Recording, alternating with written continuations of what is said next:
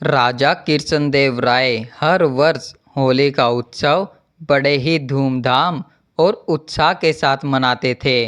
विजयनगर के महलों में इस दिन रंग, संगीत, हास्य और मनोरंजन की झड़ी लग जाती थी। होली के अवसर पर दरबार में विविध कार्यक्रम आयोजित किए जाते थे, जिनमें हास्य, नाटक, कविता, संगीत आदि शामिल होते थे। प्रत्येक कार्यक्रम के विजेता को सम्मानित किया जाता था, परंतु सबसे बड़ा और विशेष पुरस्कार उस व्यक्ति को दिया जाता था जो सबसे हास्यप्रद और बुद्धिमत्तापूर्ण ढंग से संयम को मूर्ख सिद्ध कर सके। यह पुरस्कार महामूर्ख की उपाधि के रूप में दिया जाता था और यह उपाधि ही सबसे कीमती मानी जाती थी। तेनालीराम हर साल अपने त्रिबुद्धि, हास्यबोध और चतुराई के बल पर न केवल सर्वश्रेष्ठ हास्य कलाकार का पुरस्कार जीतते थे, बल्कि महामूर्ख की उपाधि भी अपने नाम कर लेते थे। यह सिलसिला वर्षों से चला आ रहा था, जिससे अन्य दरबारी भीतर ही भीतर ईर्ष्या से जलने लगे थे। उनकी यह जलन इस बार गुस्से में बदल गई और उन्होंने ठान लिया कि इस बार होली के अवसर पर तेनालीराम को हर हाल में पीछे किया जाएगा।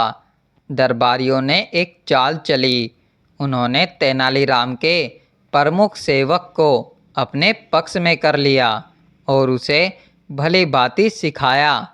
होली से एक रात पहले उस सेवक ने तेनालीराम को छक कर भांग पिला दी, जिससे तेनालीराम अगली सुबह उठ ही नहीं सके। होली के दिन जब सारा उत्सव दरबार में चल रहा था, तेनालीराम अपने घर में नशे में बेसुध पड़े थे। दोपहर बाद जब तेनालीराम की नींद खुली तो उन्होंने देखा कि समय निकल गया है। घबराए हुए तेनालीराम दौड़ते हुए दरबार में पहुँचे।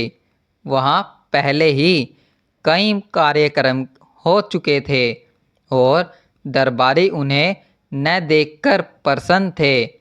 तेनालीराम को देखते ही राजा कृष्णदेव राय ने डपटते हुए कहा, अरे मूर्ख तेनालीराम जी, आज के दिन भी भांग पीकर सो गए। राजा के मुख से तेनालीराम के लिए मूर्ख शब्द सुनते ही सारे दरबारी खिलखिला उठे। उन्होंने भी मौके का लाभ उठाते हुए राजा की हाँ में हाँ मिलाई और कहा, महाराज, आपने तो बिल्कुल ठीक कहा। तेनालीराम मूर्ख ही नहीं, महामूर्ख है। तेनालीराम यह सुनकर मुस्कुराए और राजा की ओर नतमस्तक होकर बोले, महाराज, मैं आपका आभार मानता हूँ कि आपने स्वयं मुझे महामूर्ख की उपाधि देकर आज का सबसे बड़ा पुरस्कार मेरे नाम कर दिया। तेनालीराम की इस चतुराई और सूझबूझ से सभी दरबारी निरुत्तर हो गए। उन्होंने स्वयं ही उसे महामूर्ख घोषित कर दिया था, इसीलिए अब कुछ कहने या करने का कोई मार्ग नहीं बचा। इस तरह तेनालीराम इस वर्ष भी हर बार की तरह महामूर्ख का पुरस्कार झपट ले गए। उनकी बुद्धिमानी और हास्यबोध ने एक बार फिर उन्हें विजयी बना दिया।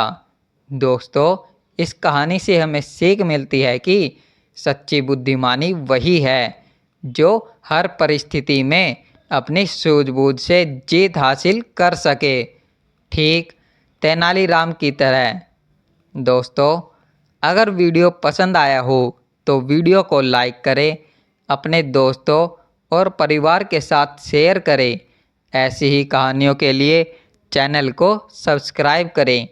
आपका प्यार और सपोर्ट हमारे लिए बहुत मायने रखता है। वीडियो देखने के लिए धन्यवाद दोस्तों।